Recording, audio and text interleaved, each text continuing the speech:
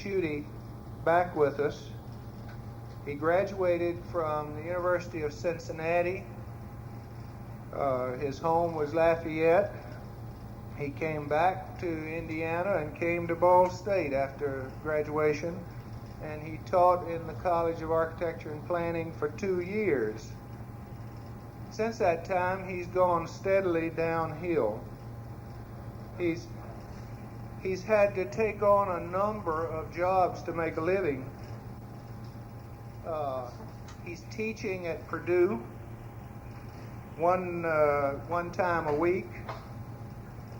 He's not even practicing architecture. He's practicing urban renewal.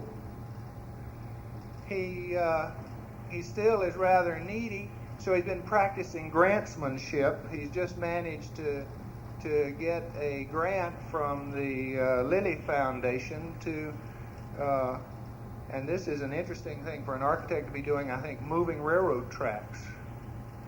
He really, in order completely to make a living, in addition, he has to run an art gallery and a design shop. We do have some hopes for him for the future, though. He has just passed his state boards and is now a registered architect, and we're very proud to have a former faculty member who has been so involved in his home city and involved in so many different ways in that city. Kent, we're very happy to have you here tonight. Kent Schuette.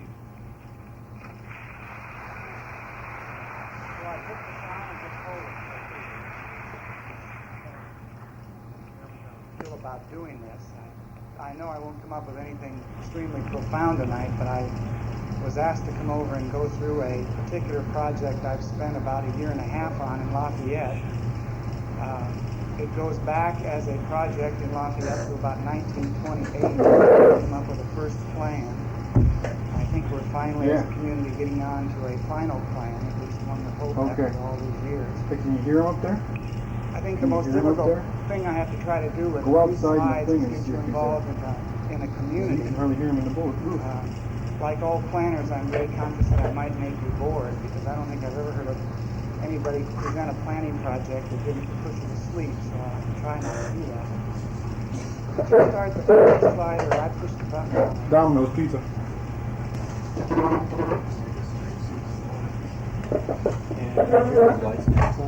you focus that there? Yeah, you can turn them down. It won't work then. The map on the left is an overall map I'm going to use as a base for the other set of slides. And on it are numbers of neighborhoods established within Lafayette. And this is filtering down of a lot of different variables that determine how people live in the community, from school districts to political precincts to major paths or arterial streets, value of housing, and a lot of other things that affect how you would group people, plus attitudes of people in the different areas of the community about what they consider to be their neighborhood. And if you'll notice, starting on the south end of town, all of these gadgets are new to me, so right here, we have one railroad that comes in and goes through, like one that comes up and goes around and out, one that goes straight through this way, another one that comes in and goes right down 5th Street and out. Now, when Lafayette started in 1825, none of the railroads were in the city, and the one that's on 5th Street, a block from the courthouse, was on the edge of town. It was quite a powerful thing to bring the railroads to the community, and it opened it up as a very wealthy early town. It was a transfer point originally on the Wabash River to the Wabash Erie Canal, which has since been replaced. And the right-of-way was purchased by the L&N Railroad, which runs down 5th Street and goes out of the city. Well, in 1971, the community did a plan which was labeled the C3 plan, which we'll go through later on. And it was very not involved in environmental things. It was a transportation-oriented solution to the problem. In 1973, we're just now finishing another study we were fortunate, even though the first study wasn't a good one, to be one of the few communities in the country that had faced the problem of railroad relocation. So the federal government came to Lafayette and selected us as one of 3 demonstration cities nationally.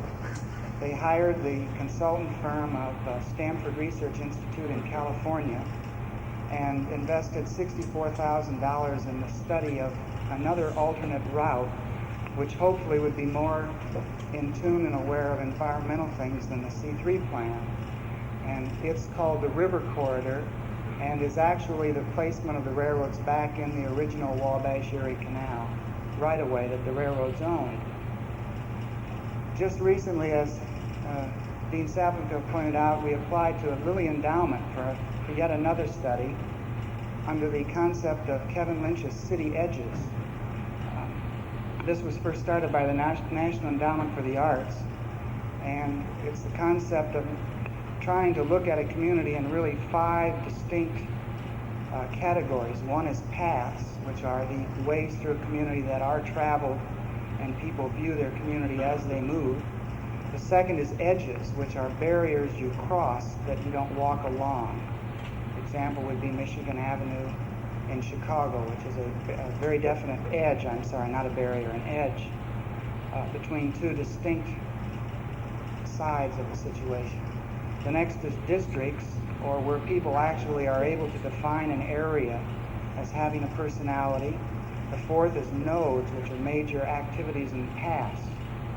And the last is landmarks, which are major orientation features of a community. Well, we got involved in looking at Lafayette from this viewpoint, and Lilly Endowment funded the grant, the City Edges grant, which will explain some of the things we're going to do with respect to the other 2 studies.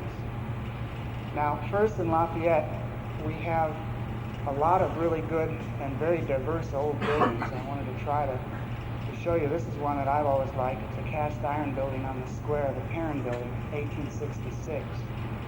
But over time, many different buildings were built, and in 1860 to 1900, we really got a lot of nice, small-scale buildings with a lot of detail that are starting to be appreciated slowly. I can only show you the upper floors because we still don't have them sensitive at the lower level. But there were some very fine buildings built, and it was our intention not to try to replace that context, but to try to develop it. One of the things along the C3 right-of-way, it follows the edge of the hill in the city. And we were attempting to try to keep the character of that hill by not putting the railroads there. As you can see, the first floor could take a little work, but basically the building's still in good shape. And there are a lot of fine old homes that are along that hill that were built at about the same period of time. And this is just a block from the railroad tracks and would have been eliminated with one of the plans. Now, the other thing that happened to Lafayette that we had to take into account was the change from the 50s. This is downtown Lafayette in 1956. This was the same thing. This is Urban Renewal by Henry Ford. We had a tremendous impact of demolition of buildings for parking lots and a reduction in the tax base to the 1970s, where the city's practically completely pulled away from the river and moved up Main Street in the general direction going this way. Right now, that's the major center of activity in the community, and without this bank building, it's really no man's land from this point on. So that whole area is waiting for something to happen.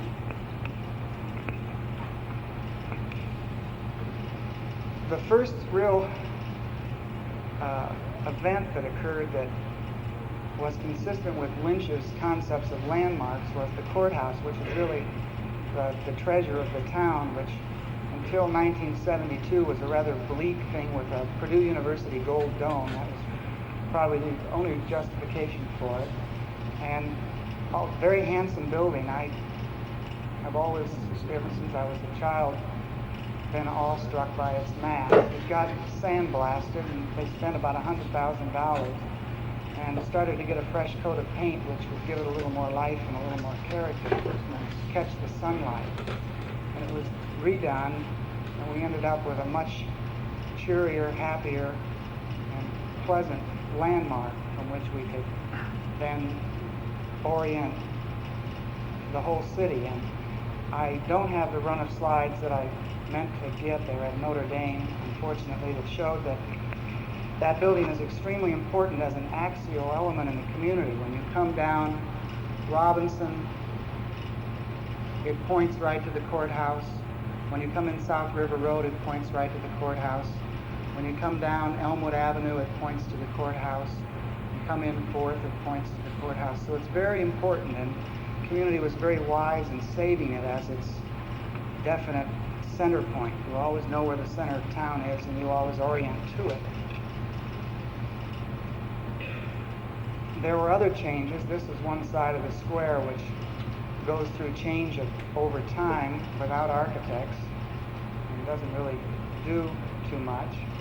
But it shows you that if effectively it had been coordinated or planned, you could have affected an entire block. But by a piecemeal and individual approach, you really end up with nothing better, if not worse, than what was there before. There have been some good changes. A few of the older buildings were started to be restored, and trees that were planted 2 years ago this last summer had gone through good growth and were changing the characters of certain parts of town. So that's the basic, give you an idea of Lafayette. So we're back to the overall view of the city, and this is the major edge, which is the N&W Railroad, and that's where the C3 plan was to be put in. The L&N comes down here and goes right through 5th Street, which is 1 block from the square and out. We started looking at a corridor which runs down through this railroad-owned property and out, which is called the River Right-of-Way. The first thing in comparing the two right-of-ways is we are in the process, we haven't completed, documenting all of the buildings affected by one or the other corridor. The C3 plan does tremendous damage to neighborhoods and needs a tremendous amount of land acquisition to dig its open trench.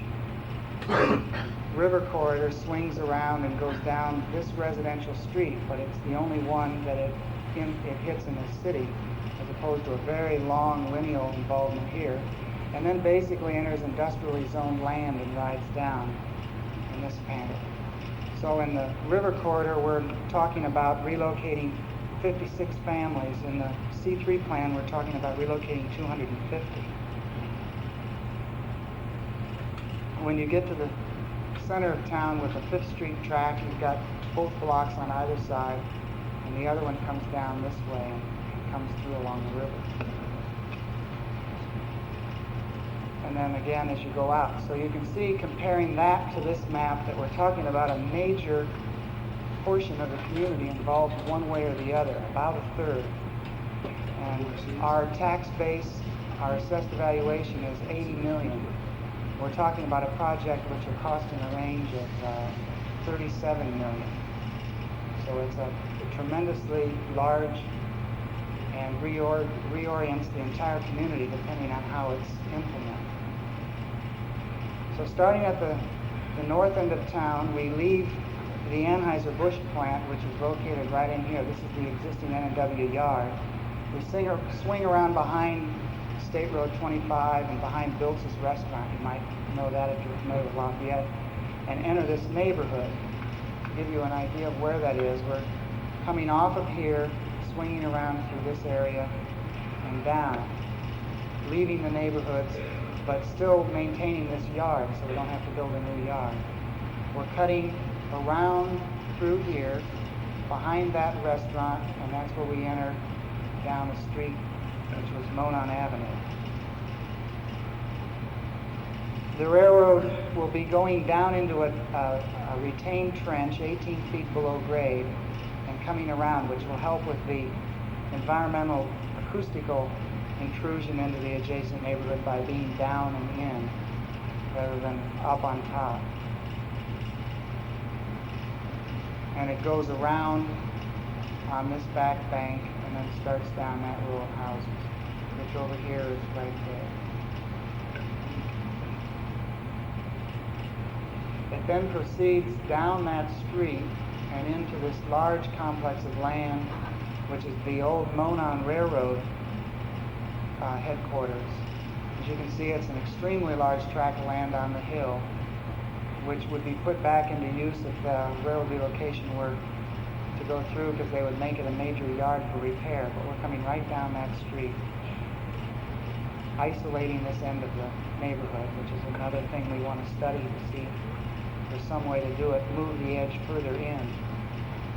And when you look at this, it's actually the same as a river. You can only cross it where there's a bridge, and it's a technical edge that has a tremendous impact. This is that huge, underdeveloped chunk of land, and the railroad would be coming in here, joining the other railroad, which is running along here, coming in from this end of town. So they're together at this point right there.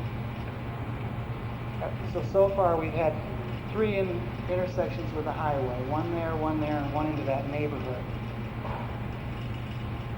It then proceeds along the edge here, coming down into the next interchange, which is at 9th Street, and then one at Harrison Bridge. The 9th Street interchange, these aren't very good drawings. It's difficult to orient you. Turn that thing 45 degrees or 90 degrees, you come out on the loop and get down onto this highway. This is 9th Street, which is that way. So you're coming out 9th and you come around and on and over and down. Railroad's coming through. This is 9th Street coming out, and that's the intersection. So we come across here and loop around and come down. So that's our first major structure. The next one is at the Harrison Bridge, which is a redoing of that intersection, and it requires some almost expressway scale loops, and is involved right in the reworking of the land here. Now this intersection requires a minimum of 2 stoplights now to get across, and after the railroad goes through, there'll be a lot of free movements here because we'll be able to move the cars across and down, and it would make it a free flow point in the transportation system. This is what sets the low elevation for the railroad at the elevation of 531 relative to the river, because we can't jack up this bridge, and we don't want to replace it because of costs. It then proceeds into town. There's the existing Main Street Bridge, and then a new bridge proposed across the end of Ferry, which has implications all the way out into the city. Ferry Street is right there, and it runs all the way up and under 18th Street and on out to Sagamore Parkway, where now we have a tremendous bottleneck here at 5 Points. By making that the one-way street that goes under, we can relieve this problem. Where in C3 we closed Ferry permanently, closed Columbia permanently, and intensified this node conflict in the city. They proposed a loop-de-loop over, which required a tremendous amount of land acquisition. We proposed an underpass, which they incorporated into the final report in this manner, which meant we didn't have to acquire any of that land in this area here. So the railroad's coming through on its existing right-of-way that it owns, that goes right through that one building, which is the only building we lose out of the downtown, out here and into the railroad-owned land. So to help you see where it is, it's coming along here, going through that building, going up that street, going out in the rail corridor.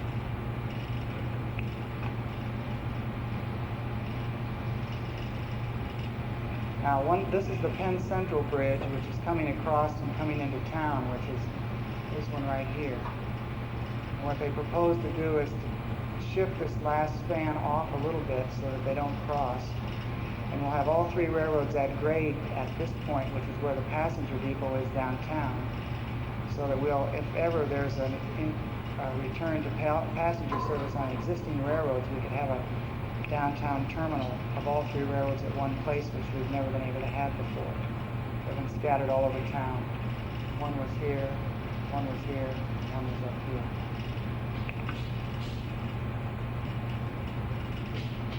That shows you the basic drawing with the Penn Central coming parallel to the other two and then proceeding out of town.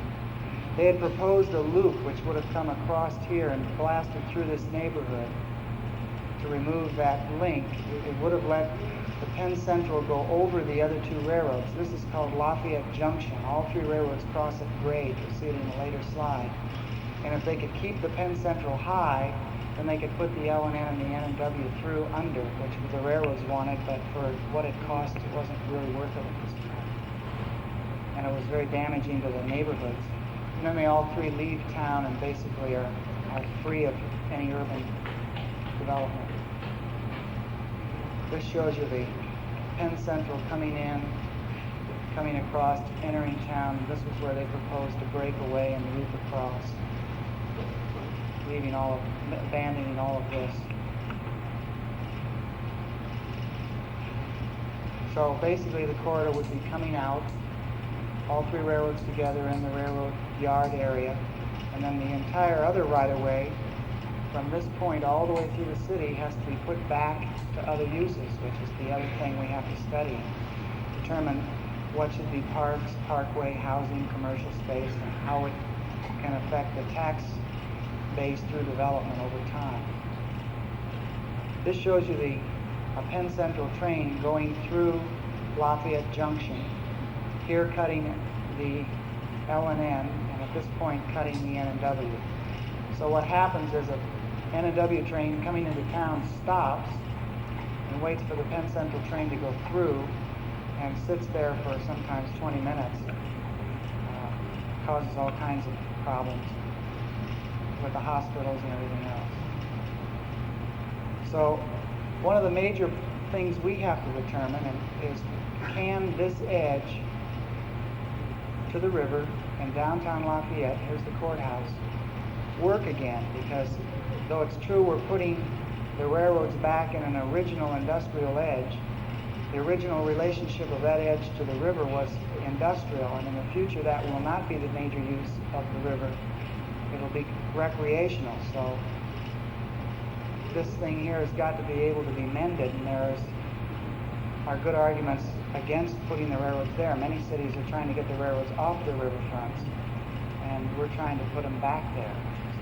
Something the community has to decide. Now, one tool we started using recently to help us get views from different places is a new fire truck in the fire department. And this thing goes up about 60 feet. You'll see some slides. We wanted to see what it was like to look from the end of the new Ferry Street Bridge, and we have a shot for Greg Portman, if he's here tonight, what it would look like to look out of his hotel from the 6th floor of the lobby, and different things like that, to begin to see how things would change. And it's got an open bottom in it, an open grate bottom, so if you have any problem with height, you'll have white knuckles in it at about 30 feet. So this is up in the snorkel, looking down the rail corridor, which goes through this building and probably takes that one out and leaves these here, coming around behind it. This is the end of the Main Street Bridge, so you're actually looking at a segment right in here. This is looking towards the courthouse. Now we have one structure here which blocks this open corner, and that sits right in the way, and the rest of this block is totally flattened. We do have a new bus system. These are all the buses. We have a little Grand Prix that leaves every half hour on the half hour, and what you do is they go out every half hour and come back, and they all line up on the side of the square. Everybody jumps off and gets on their other buses, and you can free transfer, and it really has an effect psychologically, because if each bus only has 10 people, and when you line up 14 buses, you suddenly have a crowd when they all get off and get on their other bus. So it had a good impact on getting ridership to increase in a short period of time because it made it more fun to ride the bus. You saw all the other buses.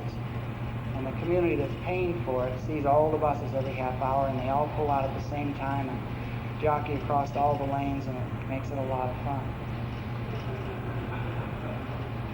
This is looking the other way, and that right there is actually the only remaining part of the Wabash Erie Canal, which is where a railroad siding came into a removed grain elevator. And that's the Brown Street Bridge, which is the old bridge right here. So it's on that right-of-way coming through here that the train would be moving. So we're coming down here and staying right along that line, along the edge of the river, and that's where we have our problem. This is looking down Ferry Street at about the elevation you would be at as you come off the bridge. And you would be back to grade by that intersection. Now you would be turning away at this point and going down the other street. You wouldn't get that particular view, but from the center of the bridge you pick up all the church steeples and the hill ridge of the city, which you don't get now on the present bridge because it's too low. You'd be about at this elevation further back. We couldn't get out in the river to take the picture, but you begin to pick up the residential character on this side. And as you look around, that's about the view from the hotel towards town.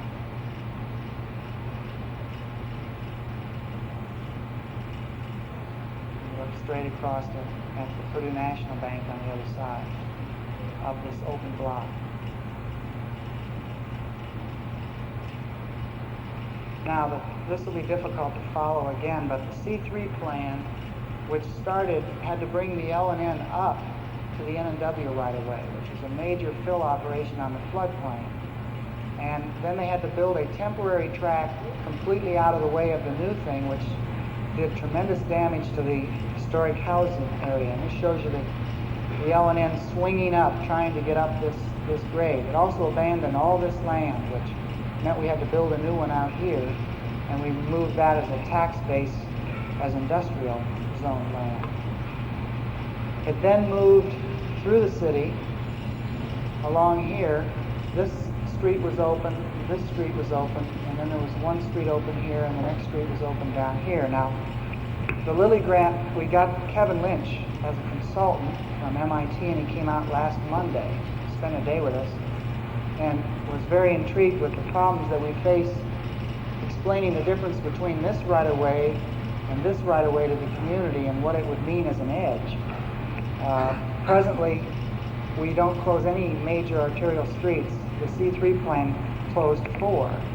And what would be the actual impact on the community of closing major streets and making the traffic funnel to fewer crossings way out in front of where it presently is funneling? We have all these isolated neighborhoods, isolated schools, isolated firehouses, and all these things that occur along this edge.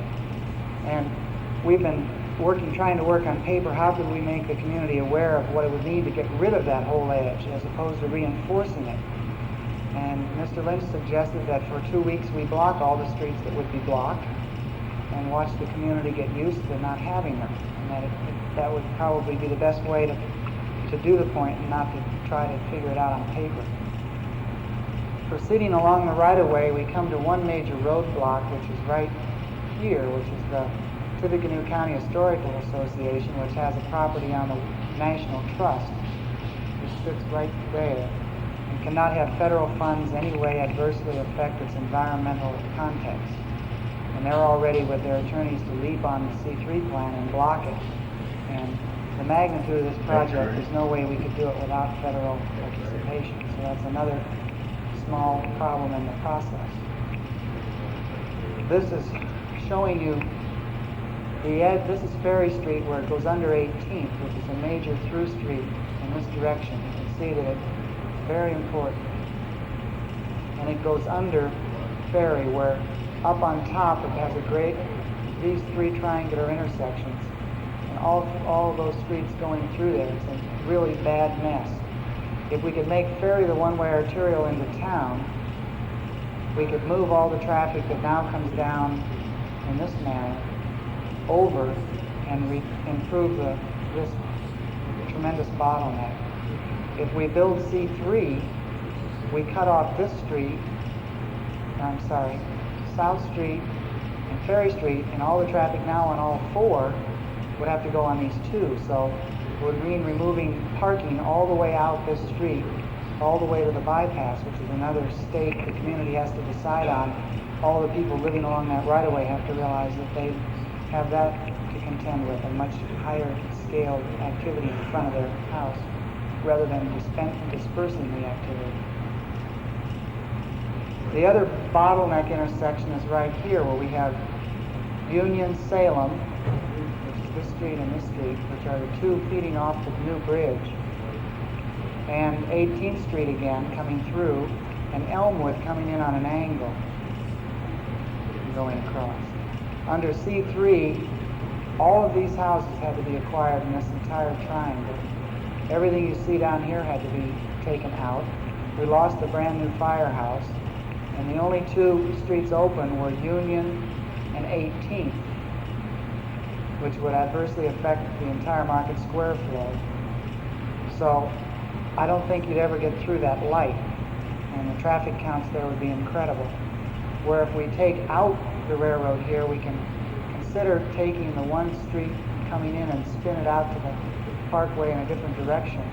Let the other one go straight through and disperse the traffic that gets bottlenecked here rather than intensify it. Or not put a road in at all and put that back into housing. This is the other major intersection the river corridor improves. It makes free flow out 4th to the west side non-stop, flow into town on 3rd non-stop, flow out Canal Road to the interstate in this direction non-stop, same coming in, and then the movements coming this way and going that way non-stop, which even without railroad relocation would have a positive impact on the community's transportation system. So you get a sort of a double benefit by doing both.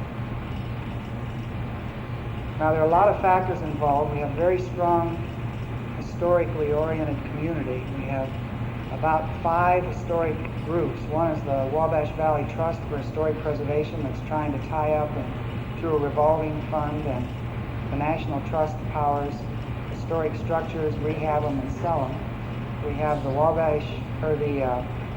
Tippecanoe County Historical Association and a Feast of the Hunter's Moon, which is out at Fort Weohtanon, which is the original settlement down here on the river. And then we have Battleground, which is up here about 7 miles out of Lafayette, with Tippecanoe Battlefield, and they have a rally every June, which is a lot of fun with banjos and all of that. And so there's tremendous desire on the community's part. They've hired Al Stewart, who ran the music programs at Purdue, who can put together choirs and fireworks and the whole thing. He's been doing it for years at halftime at the stadium, to be the director of the bicentennial sesquicentennial effort. And their goal is to implement a bicentennial trail, or an entire river park, which would run totally through the community. The community just bought 400 acres on the river here and has put in a municipal golf course, which is underwater most of the time. And they're all tense about it. It's really funny. No one watched the level of the river until they invested $500,000 in a golf course, and now everybody can tell you when it goes up a foot or not. It's been a tremendous impact on people's awareness of the river by having this disaster brewing in this park. But anyway, the bicentennial trail also must come through the center of the town. So the interaction of any rail corridor here has got to really be worked out. How would you combine a park in such a thing as 3 tracks with 3 railroads? This is a very steep bank. It drops about 40 feet. And when you're down here looking up, you're not even aware that the city is over the hill, except for the sound of the activity. And the railroad would be going right through here. So we either have to get the people out over it and down, or under it through sort of a thing. I actually have the railroad at a bridge at one point. This shows you that edge, which goes up and down 20 feet in a flood season. which also makes it a difficult edge to develop right on the edge. We have other possibilities that we'll look into, like this large tract of land on the N&W right-of-way, which is right here, which would be a very good location for housing if Krabby Coal, which is the company here, in need of rail service. If you take the railroad away, you'd have to relocate this as one of 4 businesses that would have to be relocated. So this land could be developed for other uses. That's true along the whole right-of-way. Here's the museum property, which is at this intersection, and this is the railroad moving through very strong old residential areas that are still good neighborhoods. This is a little further down and shows you the railroad coming right through, and there are a lot of great old buildings all around in this area. We had a state law that said that trains had to blow their whistles and horns 3 times for every intersection. And if you counted all the intersections along here and along 5th Street, we had constant horns every time a train. They just leaned on it. This was last spring. We had to go to the Public Service Commission of the state to get relief. And I was kind of amazed that a sociologist at Purdue didn't do a birth study of Lafayette after they implemented that law, because the whole town was awake every time a train went through all night long. This shows you again from the snorkel truck on the wrong f-stop. It's the only picture I have. All of these structures in the foreground and that one would have to come out to build this trench, which is the one running along here. It's about at this point. This is South Street, which is the one moving looking that direction. The museum is right there. We'd lose that building, this one, and this one, because there'd have to be big overpasses here to get across. And this building, you'd look down on it kind of from the bridges, and they'd look out at the posts. All of these structures on the end of this street on the hill would go, because you couldn't get across, but this would be permanently closed. And there was no way in from the back. You can see the tower here of a really great old house on the hill. It's not far from the railroads. We already in Lafayette have situations like this. This is right here at Underwood, where the railroad put up a very polite sign that said when the crossing's blocked to go around. And with the increased activity of railroads, as they become the mass carriers, particularly with the switch in the energy crisis, eventually we could get continual trains through Lafayette and never be able to get from one side of town to the other. Well, that's the last slide, and we just kind of leave those on and turn them all off. There are a couple other things I want to go over. One is the cost, and how can a community attempt to implement anything of this magnitude?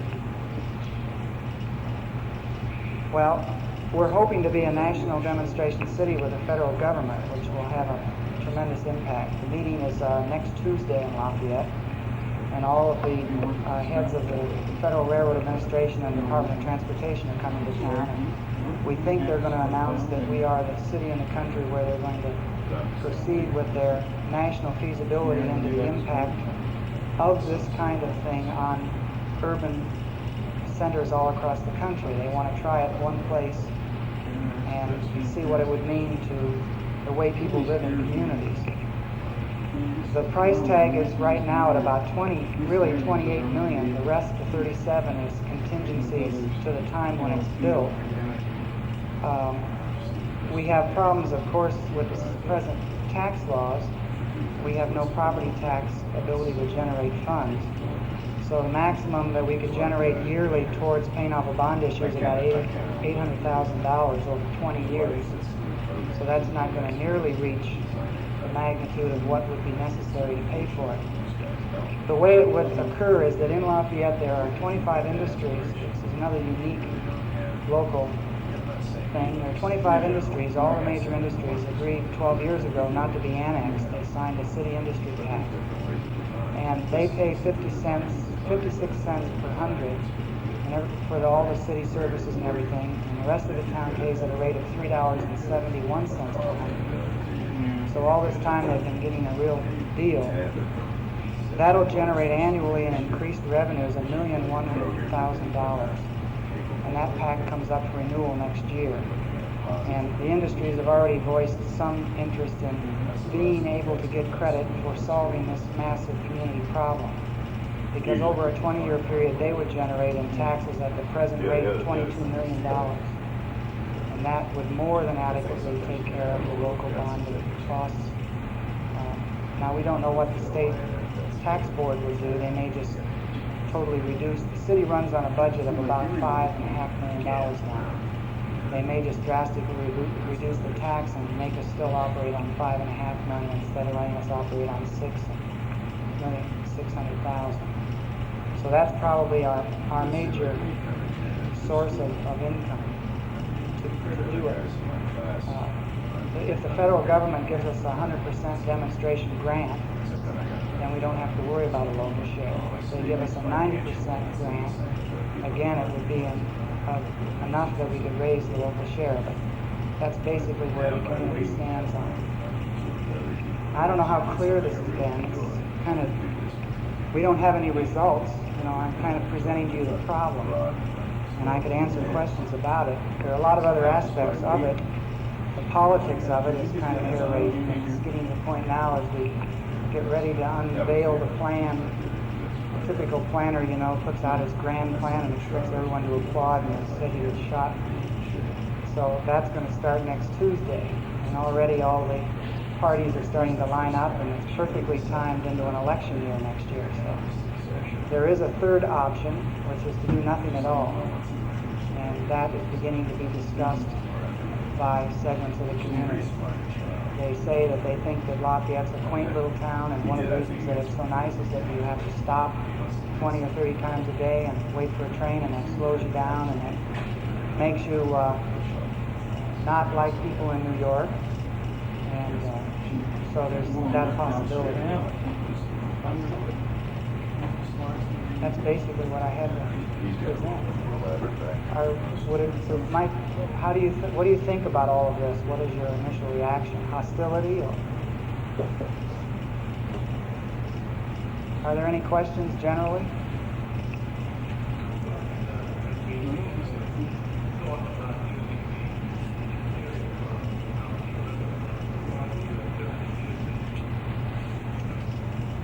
Well, because it runs through on the diagonal, it's very difficult. The sections that were built right when the railroad was put in and the grid was already established, out to about the Harrison Bridge level, really should not ever become a road or a street or anything, because it wouldn't go any place at any speed. And they thought about a bike, more. But again, that any form of transportation on that corridor is going to run into all of these crossings. So it makes a lot of sense to put it back, to mend the grid, to totally remove the edge, to infill with new construction, or to leave small open spaces. There are a lot of sociological problems that on our Lilly team, I should have mentioned who we have on the team. John Lancius is the landscape architect on the team. Dr. Breen, who's head of sociology at Purdue, is the sociologist. And then the mayor and myself were the four principal investigators. And Dr. Breen's very aware of particularly the hillside as the very elite older homes that are maintained as residences. And right on the other side is the densest inner city older neighborhood. It's still sound, but the population is very dense. And we don't know the impact of removing the edge and whether it'll cause things to move up the hill or not. I tend to want to repair it. It really doesn't. It's good for the railroads, and it's something that you cross at points. You're not aware of it as a lineal edge. People do walk down it, but not very much. So I think there'll be an effort to find new uses to put it back, rather than to. The same with 5th Street. 5th Street comes from nowhere and goes nowhere. And downtown we could have a farmer's market square because there's a very wide place in the street, and then mend it and start super blocking. And maybe that one could become a lineal pedestrian parkway because it's in the grid. Does that answer your question? Those are the kind, we don't really know yet. We want to bring in some marketing consultants that can give us, and they're next on the list of people to come under the grant, to give us an idea of,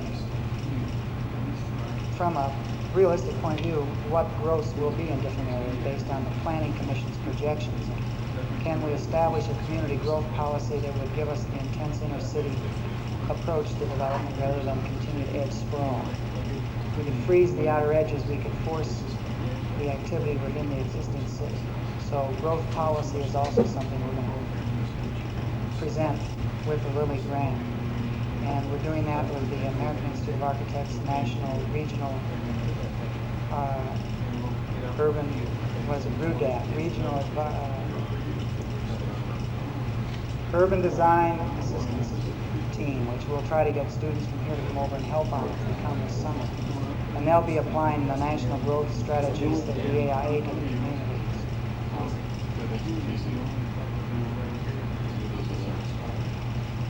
Any other questions? Yeah. The railroads? Well, that's kind of fun. I should have brought that up. When we had the C3 plan, that was really the N&W plan, because that stayed right on their right of way, and it was minimum hassle for the railroads, and they almost, I'm still not convinced that the consultants, I know they all worked previously for the N&W before they went with a consulting firm, which might have biased them, but, so their vice president or assistant to the president was at all the meetings and everything was great. We had the Monon Railroad, which was a little one-line track, and that was back in '71. Then during the study, the L&N, which is another major, what they call Class A railroad, there are only about 6 in the country, so both of them now are Class A railroads, bought the Monon. Then their president showed up, and we started looking at a right-of-way which was more, it's on they own the right-of-way, you see, so the N&W's rank of who was at the meetings dropped down to operational vice president, and the L&N went up to assistant to the president. So they're kind of, they have their toes turned under, and they smile, and they don't really react too much. But they haven't been really negative. The N&W has the only really legitimate concern, that's over flooding. You see, they're closer to flooding on the river corridor than they are where they are, so it becomes the weakest link in their chain. The L&N would go under way north in town in the floodplain before they would ever go under in town. And so one at the meeting says, that's great, isn't that great to the other one, and the other one sort of just says, yeah. In the meantime, they're improving their yard, and they're improving their right-of-way, and they're digging in, so it'll be interesting.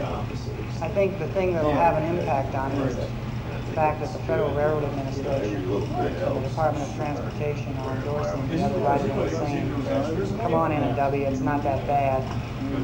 And because of the impact they have on the railroads, we'll probably get them to be decent about it. But it'll have a tremendous impact on the whole quality of the community, whatever happens. And it's all content I get that I really enjoy.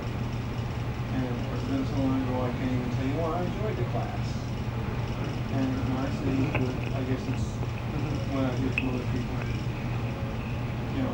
Yeah, it'll have vertical concrete retaining walls. It's 7 feet below grade.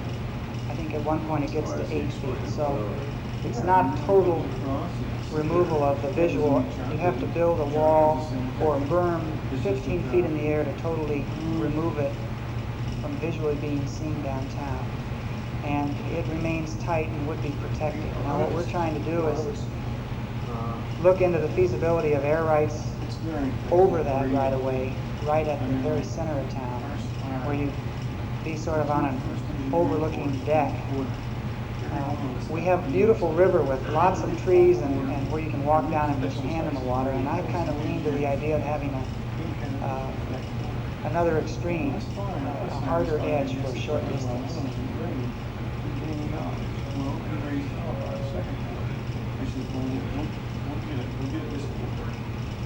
Because when we went through, we did have some money. We did.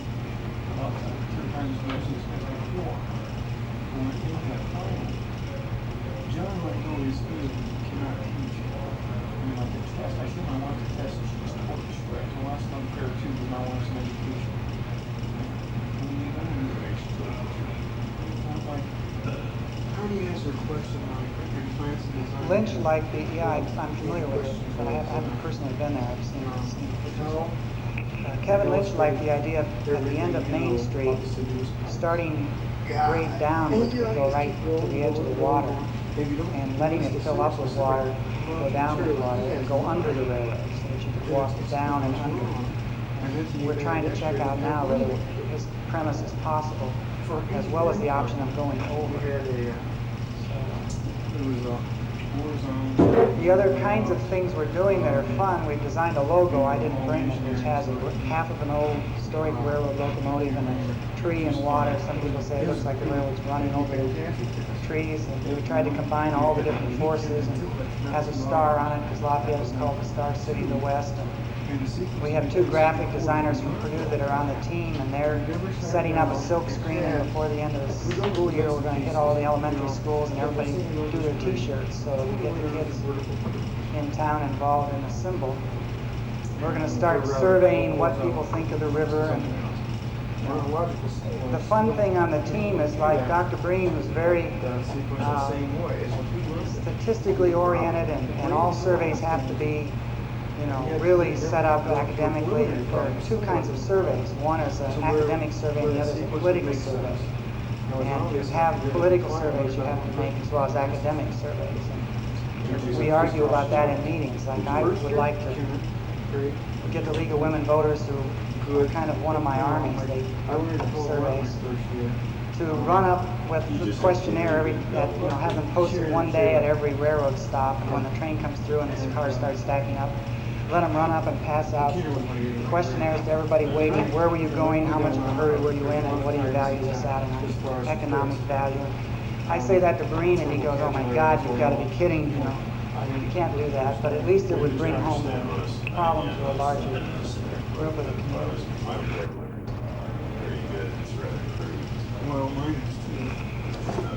Yes, we really couldn't go out and present the plan until we had a plan that at least worked so that the grades were right.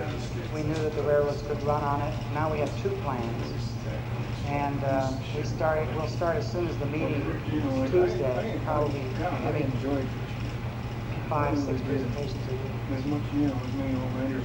And when you organize your friends, you organize your enemies. So second year I had it'll get in. Mullins and Rosen on the first 2 quarters. And Anything else? Well, thank you very much.